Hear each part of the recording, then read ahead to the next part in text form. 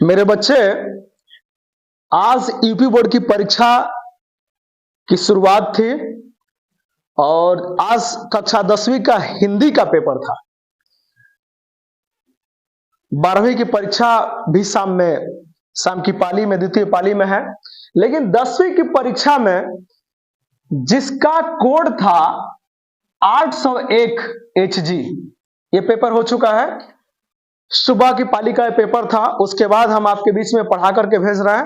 आप अपना मिलाइएगा कि आपका ऑप्शन सही है कि गलत है, क्योंकि बहुत बच्चे गलत ऑप्शन हल किए हैं। तो आप मिलाइएगा कक्षा 10वीं के यूपी बोर्ड का 2024 की परीक्षा का जिसका पेपर का कोड 801 HG है, उन बच्चों के लिए ये ऑप्शन आप अपना मैच करा सकते हैं। आज की परीक्षा 3 घंटा 15 मिनट की थी। बच्चे जब बाहर आए, घर आए, तो उनसे हम लोग मिले और मिलने के बाद टेस्ट किए कि बच्चा ऑप्शन गलत लगाया है कि सही लगाया है। तो कुछ बच्चे जिन लोगों को हमने अच्छी तैयारी कराई थी हम लोगों ने, वो अच्छे लगाए हैं, और कुछ ऐसे बच्चे हैं जो कम पढ़े थे, वो गलत भी लगाए हैं। तो आप अपना आंसर ना मुझसे मिला सकते हैं। बिल्कुल सही आंसर आपके बीच में मैं दे रहा हूं। पहला, वैदेही वनवास के रचनाकार, वैदेही वनवास के रचनाकार अयोध्या सिंह उपाध्याय हरिऔध।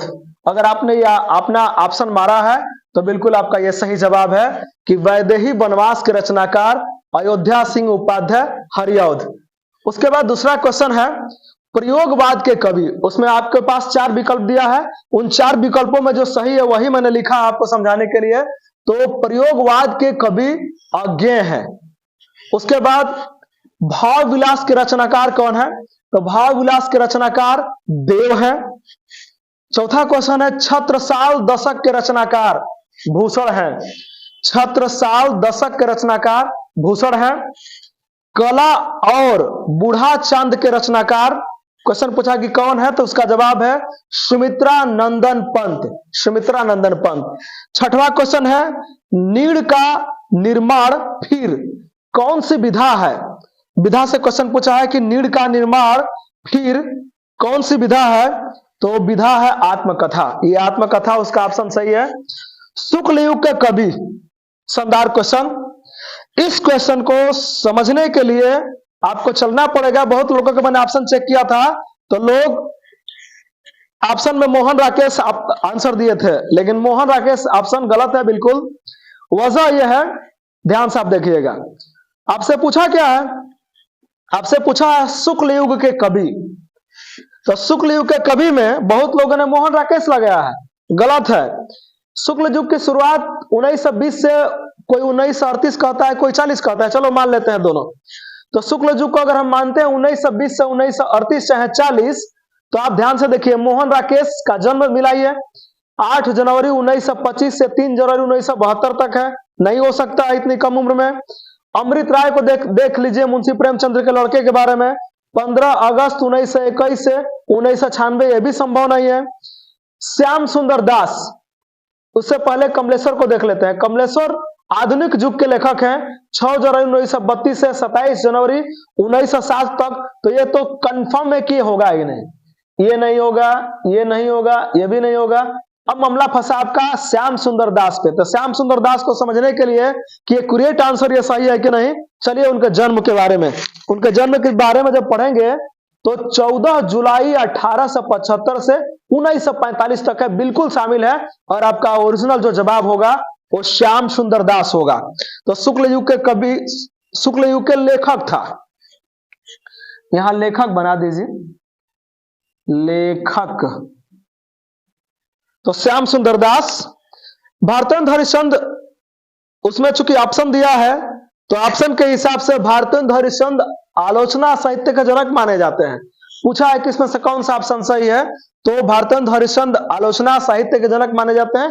ये ऑप्शन सही आप मिला लीजिएगा। मैं जानबूझ के विकल्प नहीं दिया हूं ताकि आप क्वेश्चन के हिसाब से इसे समझ सके। परीक्षा गुरु विधा की रचनाकार कौन है? तो परीक्षा गुरु विधा की रचनाकार नहीं, रचना पूछा है कि रचना कौन है? तो परीक्षा गुरु विधा की रचना उपन्यास है। आप अपने ऑप्शन चेक कीजिए कि उपन्यास लगाए हैं तो सही है, अगर उपन्यास नहीं लगाए तो बिल्कुल गलत है।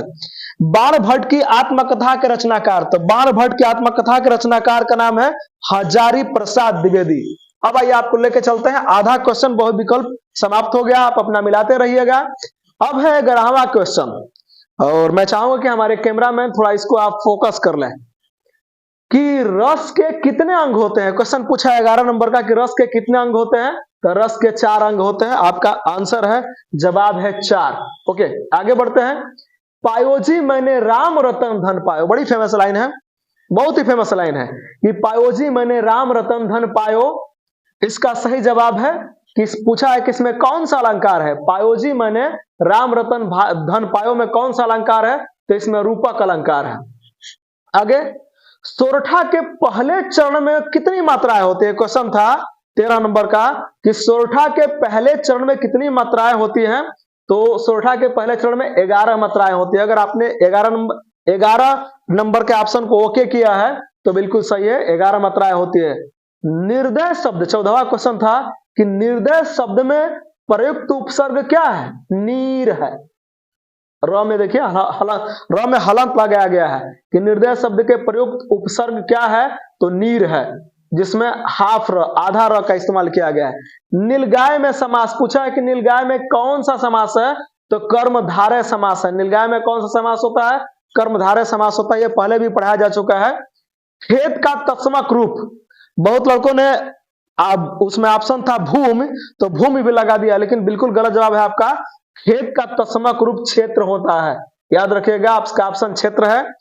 अगला क्वेश्चन है 17 नंबर का क्वेश्चन है कि उस्मद शब्द का पंचमी विभक्ति बहुवचन क्या है, बहुवचन रूप क्या है, तो युष्मत है। ध्यान से देखिए, युष्मत है, आधा तक का इस्तेमाल किया गया है। 18 नंबर का क्वेश्चन है भाववाच्य में प्रधानता, कि भाववाच्य में किसकी प्रधानता होती है, तो भाववाच्य में क्रिया की प्रधानता होती है। भाववाच्य में किसकी प्रधानता होती है, क्रिया की प्रधानता होती है। ऑप्शन लगाइएगा, क्रिया की प्रधानता।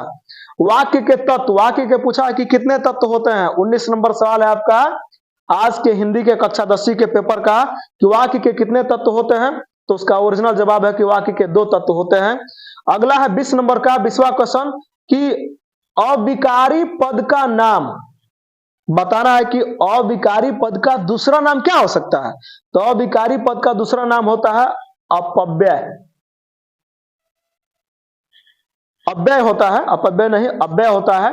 पूछा है कि अविकारी पद का नाम दूसरा नाम क्या होता है, मैंने ऐसे नाम लिखा है, आप समझिए क्वेश्चन के हिसाब से कि पूछा है कि दूसरा नाम क्या होता है, तो दूसरा नाम होता है अव्यय पद। इसका आंसर है अव्यय पद। ओके, तो आप स्क्रीनशॉट कर सकते हैं। ये 10वीं का जो बहुविकल्पीय पेपर है, जो बहुविकल्पीय पार्ट है पहला के रूप में, 1 से लेकर के 20 तक का जो क्वेश्चन पेपर बना है, 70 नंबरों का ये पूरा 10 क्वेश्चन आया हुआ था, लेकिन जिसमें से बहुविकल्पीय 20 दिया गया था। इन 20 बहुविकल्पियों को आपके सामने में पढ़ा दिया हूं, और फिर जब इंटर की हिंदी की परीक्षा समाप्त हो जाती है तो भी आपको 8 बजे रात तक आपको उसके उत्तर मिल जाएंगे, आप उसका भी मैच करा लीजिएगा। फिलहाल इस वीडियो में इतना ही, और पढ़ाते समय मुझे पता है कि आप स्क्रीनशॉट ले चुके होंगे कि मैंने आंसर सबको डाल दिया है। तो इस वीडियो में इतना ही, इंतजार कीजिए इंटरमीडिएट का पेपर जब समाप्त हो जाता है, पेपर हम लोग के पास आता है, तो रात्रि में इसका फिर सॉल्यूशन आपके बीच में भेजूंगा। फिलहाल आप अपडेट रहिए मुझसे। आप मुझे अगर फेसबुक पर देख रहे हैं तो जनता तक बलिया पेज को फॉलो करें। अगर आप मुझे यूट्यूब पर देख रहे हैं तो माइकल सर मैथमेटिशियन सर्च कीजिए और आप मुझे सब्सक्राइब कर लीजिए। बिल्कुल मैं आपके एग्जाम से अप टू डेट रहूंगा। Thank you.